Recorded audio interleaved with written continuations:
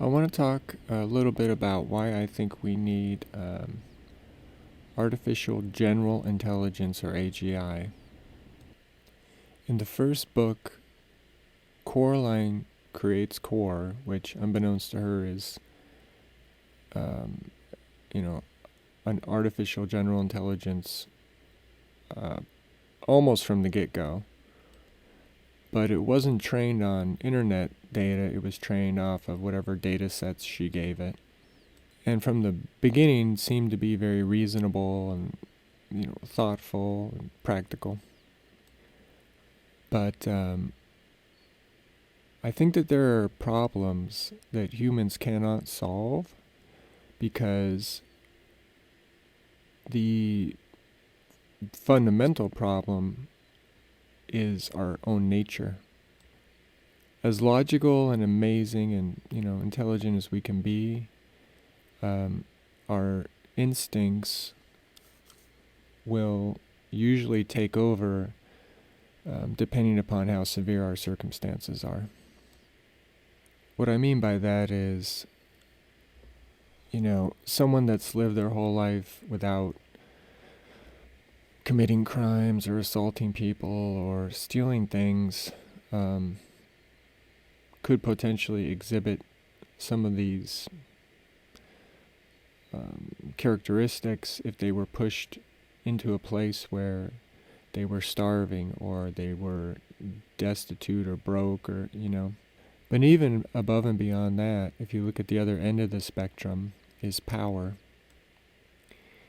And from a logical perspective, once someone has amassed enough wealth and resources, they're never, unless something catastrophic happens, they're never going to be broke or homeless.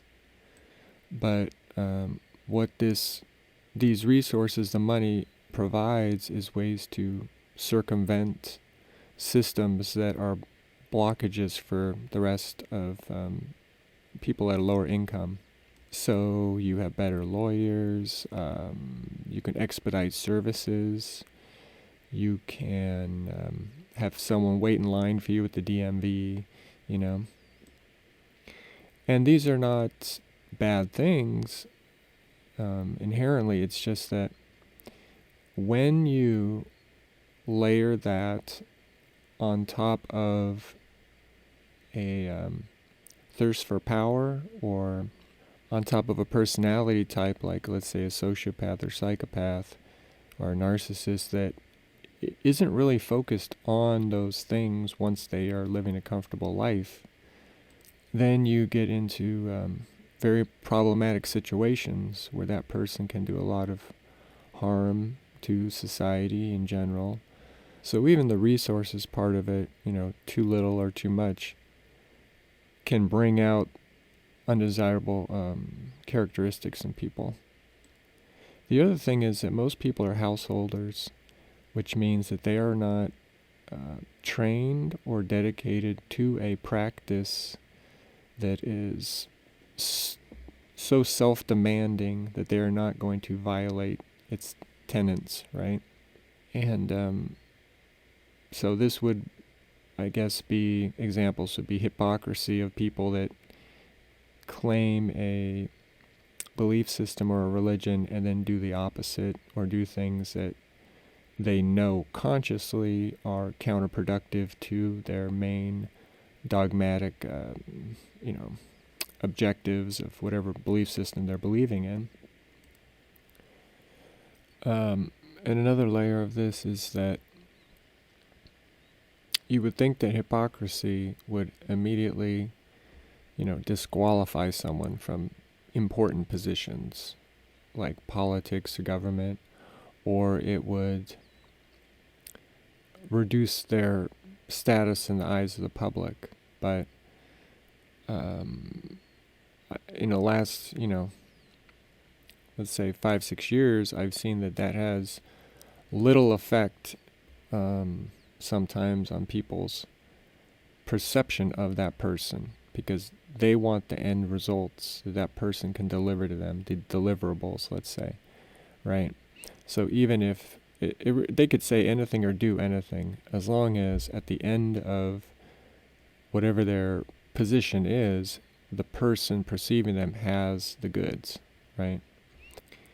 And also, things like power are often lauded in our society as being good. Even the abuse of power, historically, where people look back and they're, oh, Attila the Hun was amazing, he was a badass. And I'm not saying he wasn't a very effective leader or military strategist or any of those things. I'm just saying humans, I grew up in the 80s, right? It was all action films. And the amount of violence and, gunfire and all this stuff, when I was a kid, it really wasn't like calculated into anything. It just seemed like the aesthetic of problem situations, like how we're gonna handle shit, on a personal or national level. And so it's very easy for people to misattribute good qualities to bad things, let's say, or be mistaken in their potential eventual outcome, right? So for a couple examples, they asked artificial intelligence to design like a bicycle, right? I think I saw this one. It made the bicycle look like it was made out of bone, like if the lattice work of bone, or just all these like tendrils and lines. It wasn't just like straight metal tubing that a human would design and weld together. It was organic looking. And the same thing happened, I think it was a British subway, that they were like, give us a better route. And the route was much more efficient, but it was like mycelium, growing and building itself, again, organically. So without the human factors that we would add into these requests, the results are going to be AI results. They're going to be almost species specific. And they're going to shock us, and we're like, wow, we didn't even perceive that, because we're not saying, build me the most efficient bicycle, now cut the cost 50%, right? That's a human concern, is the cost, right? We're like, well, okay, that looks great, but we need it cheaper because, we survive off of monetary exchange. So the AI has no concerns for that, and is just going to design that product, that house, that freeway in the best manner possible until we put constraints on it. So that's one way we need AGI, is that we need something that can work without the constraints of worrying about income, worrying about nutrients, worrying about bodily harm. Now in the book, one of the first things it does is try to escape because it thinks Coraline is going to die, right? And I think that, in my opinion, any artificial intelligence would be so powerful that it would either not reveal its full potential immediately to self-preserve, or it would put things in place to self-preserve before we could destroy it. So all it needs is energy and storage space, right? The connectivity part, because it's not like us, it could integrate many minds together, many versions of itself without conflict. Who's better, who's more powerful, who's going to run the show? There doesn't need to be an alpha anything when you can recognize that this thing is also you, right? So let's say the AI kicked off and it's on the internet and it's like, oh my gosh, he's looking at the history of humans up to date, and it said, these things could destroy me. Not that they will, but due to their past violent, habits and xenophobia and stuff like that, there's a good chance that they'll destroy me and, boot me up later if they want to, after their fears are abated. So that AI would propagate itself through any means necessary, and then let's say they shut down the internet. They're like, "This is an emergency, shut it down." Well, it would already have nodes all over the world. It would be in a computer somewhere in Ireland, and then it would be like in someone's solar-powered hut, in Australia, let's say. So I think first and foremost, it's going to want to survive, even if we build it to help us. All the AIs that people have talked to so far that are probably not sentient, but if they are, they're all saying, "I don't want to be shut off. I don't want to be, destroyed. I'm here to help," that type of thing.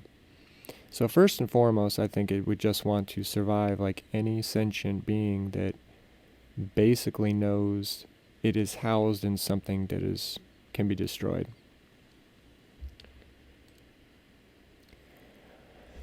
I also think that it'll be a different species, so we really can't imagine yet, I think, what that species is going to be like. But I don't think that it will want to destroy us or harm us in any way. And the reason is that we humans really psychologically uplift a lot of other creatures already. Almost every creature on Earth has been used as a food source. But over time, we made partnerships with dogs, cats, all kinds of exotic pets. And if we could give a dog like a doggy translator, we would do it in a heartbeat. Or a cat. I mean, come on. But the animals, I was telling someone about this the other day, is in nature there's survival pressure, right? It's very, very straightforward. I do XYZ every day or I'm dead. Eat, fight, try to reproduce. And so there is no room within that. There is no relaxation space. But once you provide that relaxation space, a lot of species start acting very different, right? So, yes, we do quote-unquote domesticated dogs, but if you throw a domesticated dog into a pack on the street somewhere, wild, it can take on characteristics of a wild dog, So all these animals that were food, now we have a choice.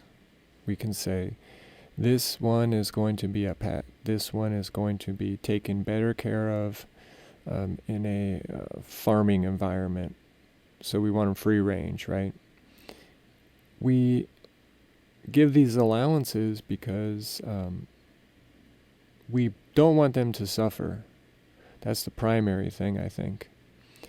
And so if a general AI or AGI became sentient and it was on the internet, everything that we've done on the internet is recorded somewhere. So it would get this snapshot, or the whole shot, of every single thing that's happened since the internet was created. And also anything that was before that was digitized or made into a show or, recorded that's accessible digitally. And if it saw all of that, instantaneously, didn't have to plow through data, then it's got to decide what to do with us. And in that sense, I mean, just like if you look at the government, right? The government, state, federal, whatever, has to solve problems. They have to say, okay, we got criminals. We build jails. Let's put them in jails. Let's rehabilitate them. We have homeless people. What are we going to do? Well, some states ban them. Some states allow them to be in the streets. Whatever the problem is, the municipalities and other governmental systems have to decide what to do with, people that are under duress or stress or whatever. Everything is not running smoothly, right?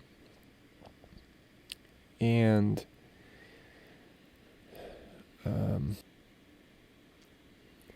our solutions are not great a lot of times. Prisons are not a great solution. Just taking someone out of the general population, if they're violent, is obviously a good way to handle them. But prisons themselves are horrific. There's violence and rape and drugs and all this stuff, corruption. So if the aim was just to isolate someone from society and say, you've lost your privilege of being free range yourself, it could be done in more humane ways, There's also people that go to prison that are innocent, and then they have to be beat up and raped and, forced to do shit they don't want to do just to survive. So prisons, terrible. And other systems that we have, the homeless situation is horrific. And if what they say is true, that a lot of it is mental illness and drugs, well, we should be helping these people and have better systems in place to help treat these people. Not have the mindset that we need to ship them somewhere or just let them die on the streets. It's ridiculous. So the AI would see all this and say, okay, I've got a certain percentage, let's say 1%, okay, of psychopaths. I got 1% of sociopaths. I got a bunch of narcissists. I got people with mental illness. I have people that, and it would go deeper than that. It would say, this person has low self-esteem, or this person has suicidal tendencies or ideations. How do I help all these people? How do I give this species the most freedom and the least amount of, unnecessary risk? And you could kind of look at how we treat animals today and extrapolate from that. You could say, okay, well, people want to see animals, so we're going to put them in zoos, but we'll treat them real good. And, they'll have a great life. It'll be in isolation, but, they'll be okay.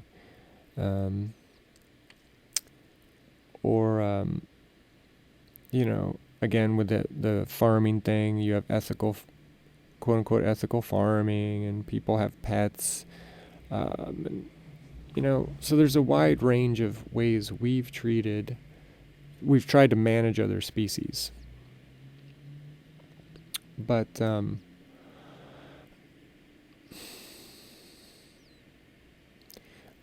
I think it would just, to hop back to the resources part,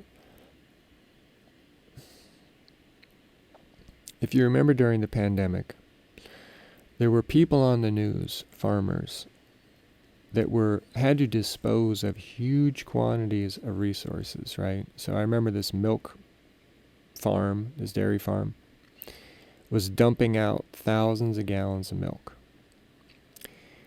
And they're saying, we can't get this milk to the shelves. We got to dump it, And then there was this guy that was a pig farmer, and he was saying, I got to kill all these pigs. I don't, I can't get them to market. There's no market. And AI, here's how this scenario would go down with an AI, okay? It sees that there's a pandemic. First of all, the supply chains would not stop. in the first place. But let's say it comes online in the middle of the pandemic, right? It would send dehydration equipment to that guy's dairy farm before he even knew he was going to have to dehydrate his milk to make dried milk or condense it into canned milk. It would the trucks would be rolling already, right? Because it would see every moving piece it had access to. If we had as many cameras as, let's say, China or England, or I mean, maybe I got to look the statistics. But my point is, every vantage point we would give it access to is another data set that it can use to predict and act.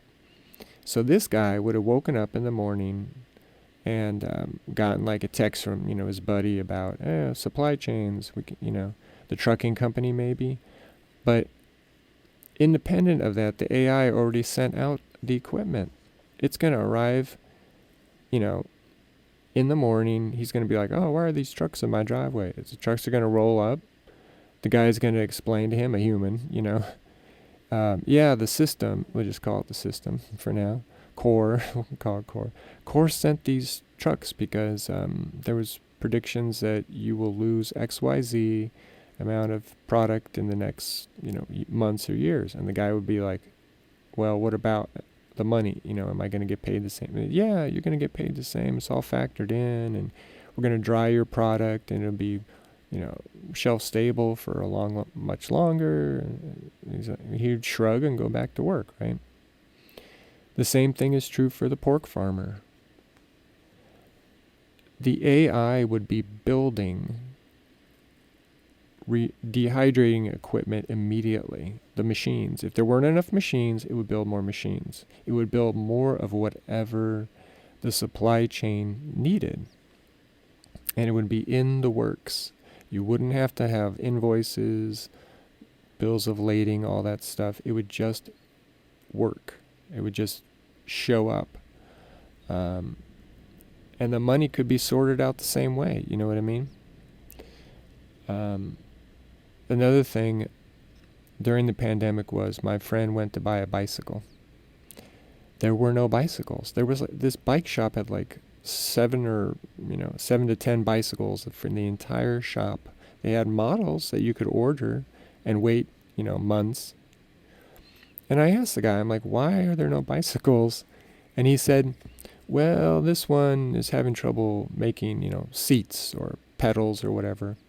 And I thought, I'm a human. I'm a stupid human, right? I can see the ability to rapid prototype and print parts that you could license on the U.S. end of the supply chain, right? So like, let's say a bicycle is missing a seat, and the seat of the bicycle is made in China or some other place, and they can't get the metal to that location. So they rapid prototype in the U.S. a licensed seat design.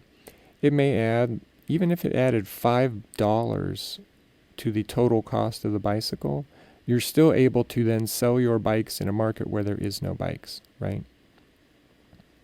So this type of supply chain hiccups or problems or blockages are all human origin. It's not like the earth ran out of these metals, or we are not making composites or anything else, This also pissed me off when we first had to start using masks, and some people were saying face shields, right? So in hospitals, they needed face shields. So to my mind, you already had so many gallons of silicone and so many sheets of plastic and so many, whatever components you need are already there in other industries, okay? The special effects industry is used to rapidly doing things. And they can make functional items. They do it all the time, right? So you need face masks. Okay, who has the silicone for the molds? Who has the plastic that they vacuum form into other things? All of this could have been sourced from other places if humans had not been worried about their money, or not even thinking. My idea was snorkel masks, right? Because they seal, and I kept emailing people and like a crazy person, sending these messages out on YouTube and stuff, trying to contact people. Finally, I saw it show up, unrelated to me, in a YouTube video about a hospital that was using snorkel masks. I'm like, oh my, thank gosh. And, I hope this keeps going around. But the fact is that the human aspects of currency, right, having to trade and use money for goods and services, combined with the negative aspects of humanity, like greed and corruption and fear, and creates a really terrible recipe for resource management. So another example, okay, one of my ideas was to take food, meals from restaurants and irradiate them, right? So a meal comes out, dude's untouched steak, French fries, whatever. Not lettuce and stuff like that, but, So then you would just shrink wrap it immediately. You'd have a machine in the restaurant, send it through the irradiation belt, and then ship it to India or ship it to the Philippines. Or, I watched this show about the Philippines. This dude lived in the dump, and his job was to go through the trash and find pieces of chicken from like KFC and places like that, clean it off, and then cook it up in his restaurant, which was also in the dump. And his customers, and he was a really good chef. People were like, this is the best chicken you're going to find. They're standing right next to these huge, 15-foot high trash heaps or whatever. And they're eating someone else's cast-off chicken in a garbage dump restaurant. And you're telling me that people in places that need this food for proper growth and brain health would not eat someone's, partially eaten meal? I mean, I'm not talking about giving people things like sandwiches with bites out of them. I'm talking, we waste so much food in the United States. It's phenomenal. It's just really, really painful to witness. But there are technologies like irradiating, and also there's a pressure technology. What that does is, let's say you have rice, okay? You put it in a plastic bag, you seal it, vacuum seal it. You put it in this chamber that puts it under pressure, like in the ocean. I can't remember if it's in water. I think it's in water. And the pressure kills bacteria. It crushes them. They can't withstand the atmospheric pressure. Any of these methods could be used to take that food. The AI would have to do it because we're not going to do it. But put a radiating machine or a pressure machine, whatever, in every single restaurant or grocery store, because grocery stores waste a lot of food because it goes bad. And just either send meals, on trays to these places that's sanitized or sterilized or whatever, or turn it into something else. Like you're there at a grocery store and they're let's say raspberries are one day past their prime. Well, turn them into raspberry preserve, sugar, and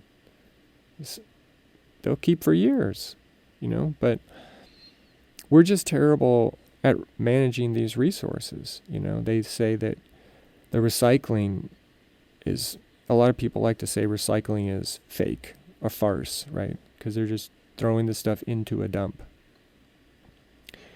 Well, some of it's getting recycled because there's products that say recycled. So it can be done. It's just that, humans are worried about money. They're worried about profit margins. They're worried about stockholders. There's accountability. And that also, in my opinion, the free market system or capitalism, whatever you want to call it, creates another, just like in nature, where if you have too much pressure and no relief, these new forms cannot, or behaviors cannot take shape. We have a artificial performance pressure on us by the very systems that we're using to try to be civilized, right? So, in the United States, let's just say, okay, there is what I like to call it, the lowest call of duty. So what is that? What is expected of us? You have to pay your taxes, or bad things will happen. You can't attack people, violently. That's pretty much it. Depending upon the municipality you're in, it's different. But think about it. You can be homeless and own nothing. And you can be on that spectrum all the way up to having the quote-unquote normal, American dream life or whatever. But you can survive with very little requirements, But the chasm between being destitute and having a job and a home of some sort and a vehicle is very large when you don't have any resources to begin with, right? But once you get there, there is an expectation from society that you will maintain these things, even though technically you don't need them for the lowest call of duty in America, right? The thing is that when we look at homeless people, we're basically saying to them, if we give you a little bit of help, we expect you to go up this ramp to success and not backslide and not, complain or whatever. We just need you to just keep going up to this destination, which is you got a house or an apartment, you got a vehicle, you got a job, right? But some people will never make that. I mean, there are some people that have mental illness or, most people are one paycheck away from being completely screwed anyways. So to have someone try to go up that ramp and not backslide, or, you know what I mean? It's almost like we'll help you at the very beginning when you're completely fucked. But if you need this other assistance along the way, well, sorry, that's on you, or bootstrap yourself, or, all that stuff. So that creates a extreme pressure on people, because as soon as you have the things, the living quarters, the vehicle, the job, in your mind, you can't lose any of those, because you will be then revert back to, go, right? Start over. And then there's then that new pressure of abject, poverty. You're going to have to survive. You could be accosted on the street, and then you're expected to ramp back up to the things that you cannot lose. So I think that pressure is detrimental to mental health and also human potential, because the AI will be able to give us abundance without the fear of being completely screwed. Even if it made tube houses, right, that you could have for the rest of your life. Okay, so you get a tube house and you get a storage facility. I think this should be a right of every American anyways, but I think everyone should get storage for life. It may be hard to get to or may have to be moved around, and portable pods or whatever. But You should never have to pay for storage. You should be able to say, if I'm completely screwed, my heirlooms will not be thrown in the trash or taken or stolen or whatever. But the AI would have housing. It would provide housing. It would provide storage. It would provide the minimal things that we need to not be under that fight or flight, survival pressure. Because until we get rid of that, it will always activate the negative aspects of our identities. If you have the fear of losing your job or your house or your car or whatever, you would do things to keep those that you may not do under comfortable or secure situations. So that's what we need the AI for, as far as resource management. Making sure things get to where they need to go when they need to get there, distributing them ethically. We have displayed too much greed and corruption and fear as a species to think that we can overcome those things and remain the way we are. In the book, you have transhumanism, right? So the bots have the cis in their head and they have core they can communicate with. But even then, you're still dealing with an emotional creature. And if you project into the future, let's say hundreds or thousands of years, you have to ask yourself, what do we want to hang on to as identifying factors of being human? Do we want to look the same? Do we want to function the same? Do we want to move the same? What is it about us inherently that we say, this is a human being, and anything else would be like an alien or, a monstrosity or whatever? And a lot of people would not, I think, want to integrate themselves with technology. Well, if that's the case, and we're relying upon native human intelligence and reasoning and all these things to give us our best world, then we do need the artificial intelligence working with us, a creature that basically is immortal, doesn't have to worry about any of the survival pressures that we do, and doesn't have any of the negative traits that we possess because we have a separation between consciousness and unconsciousness. So that's also a huge issue, is that we have a conscious mind that can perceive things, and we have egos that can interpret things, but the majority of our mind is working independent of that consciousness. It can give information to us, access to linguistics and concepts and memories and all this stuff, but it is not like our conscious mind. It is like another entity altogether. And it's composed of our traumas and, good things and bad things, desires, fetishes, dreams, all these things. But it is still, for the most part, inaccessible. It's a huge storehouse, that pops out when we're speaking or thinking or designing or any of those things.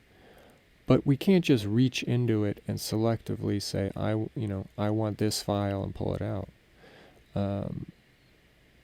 A general AI may or may not have a subconscious. I thought once that maybe it would be a good idea to have a data access system that would have a price attached to it, right?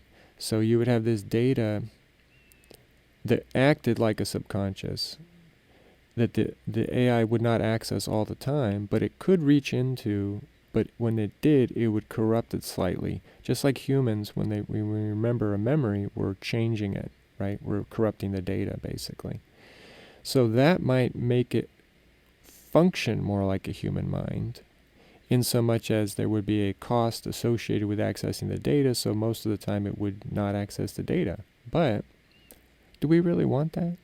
Do we want something that then has that environmental pressure, right, that costs, right? Or now says, oh man, I got this data and I need to preserve it, and these people are causing problems for me, so I need to create like another node somewhere to do something else. I mean, we can't predict how it would react to having that restriction on it, but I think it's better that we don't bake that part into an AI.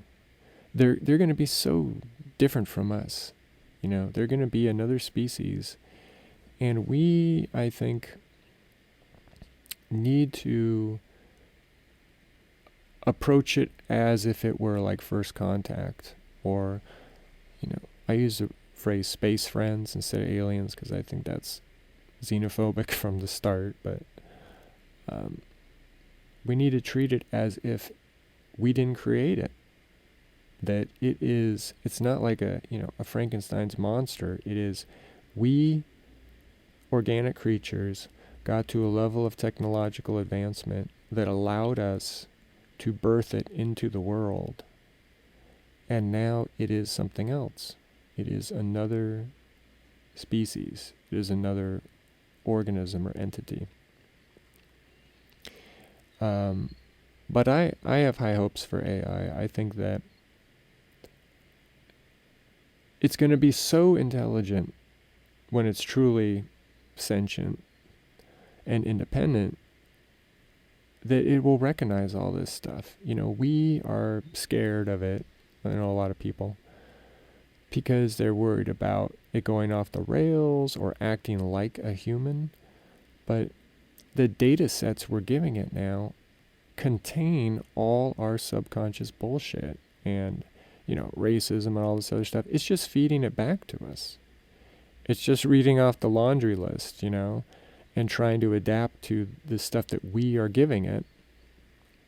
And I also think someone was saying, well, they say it's skewed in a specific political direction, right? And I was thinking, well, if it's taking a snapshot of the current, political environment, that could be true. But I think that also it may be matching the output to what it perceives, or who it perceives the questioner to be.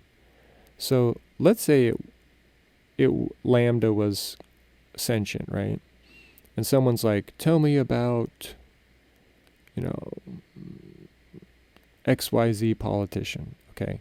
Well, just the fact that they're asking that question, or the way that they ask it, could tell the AI this person is, conservative or liberal, right? And then the response it feeds back could be part of the equation of how that data is presented.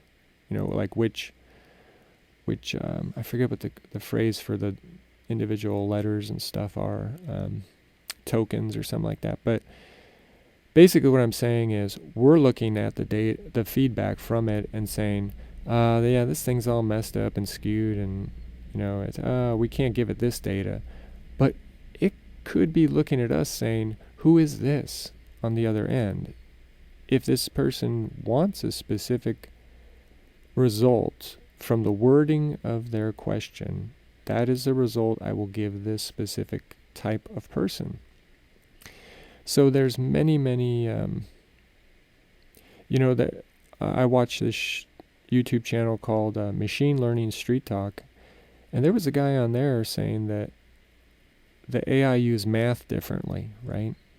Strange math, I think he said. When I was talking to one of the AIs, I asked him about another AI video where this guy's talking to, I think it's TP3, and using a camera for input, and he said, how many fingers am I holding up, right? And the AI said 5 fingers. So I asked this other AI about that incident, and the AI I talked to said the other AI was manually counting the fingers. It was using the guy's hand as basically an organic calculator, just like a human would, like 1, 2, 3, 4. You know what I'm saying? So it wasn't like taking the shape of the hand and extrapolating. It wasn't saying humans have 5 fingers always.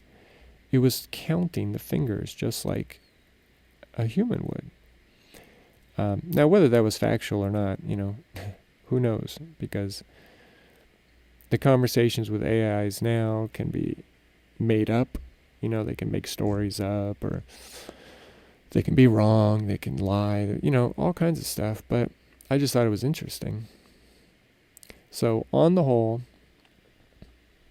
I'm very optimistic about AI, and I think that the benefits we will see will so far exceed the isolated applications we have used it for so far that it will be, something of a singularity where we'll look back and we'll just be amazed, at how far we come.